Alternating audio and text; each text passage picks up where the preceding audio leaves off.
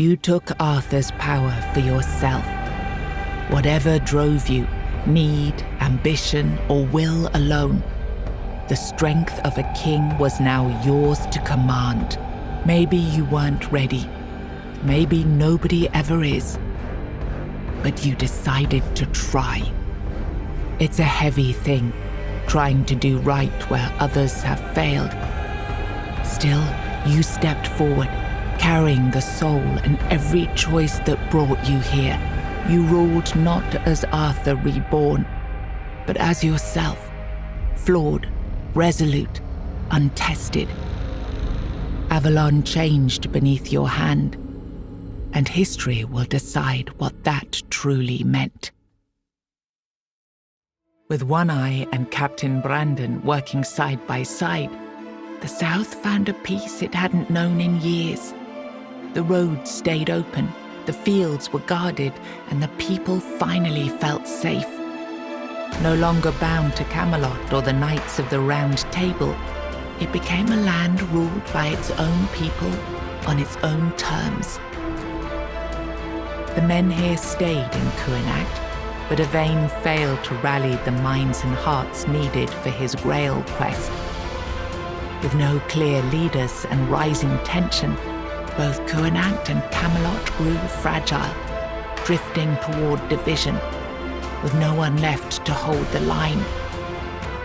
You awakened the giants and gave their strength to Camelot, ending the Dal Rita rebellion before it could ignite. In time, a new generation rose among the tribes, learning to coexist under Camelot's banner, no longer feared as savages, but respected as part of Avalon's future. Fergus was named the new Galahad the Loyal. With One Eye and Brandon unable to rally the Dal Rita of the Forlorn Swords, the South remained divided. Fergus prepared Camelot's forces to reclaim the region by strength, determined to restore unity through conquest if necessary. The captain led the South to independence, breaking all ties with Camelot. Under his rule, the Horns of the South flourished. Merchants, pilgrims, and adventurers returned to the roads, and prosperity once again reached the far corners of the land. One Eye ruled the South with the Horns of the South at his side. The Dal Rita, the Forlorn Swords, remained divided, leaving the South strong but isolated. Without wider unity, his rule endured for a time. But the future beyond his leadership remained uncertain. Nianta left Kuanacht with Yvain, and her fate remained unknown. Yet among the people she once served, tales of her devotion and courage endured, and her name was remembered with respect. Maggot chose to remain in Kuanacht, and the people stayed with him. Over time, they grew to trust him and often sought his wisdom. In time, he took on an apprentice, planting the first seeds of a new druidic tradition. Oeuvre left Kuanacht alongside Yvain, despite concerns about his age. His fate remained unknown, but the people admired him for finding purpose at the end of his life and spoke of him with lasting respect. You accepted the mycelium's offer and let the spores consume Sagramor's body. Now the kingdom lies under fungal control, its people connected, obedient, and slowly fading into the roots that feed the spores. After returning to Camelot, Killian lived quietly for a time. When he vanished, few asked questions. Unsettling rumors had always followed him, and most preferred not to remember.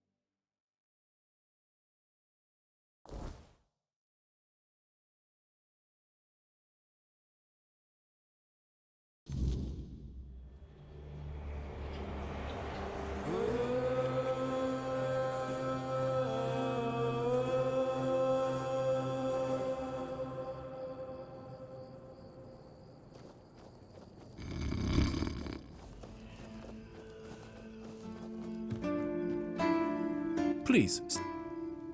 Again? Go.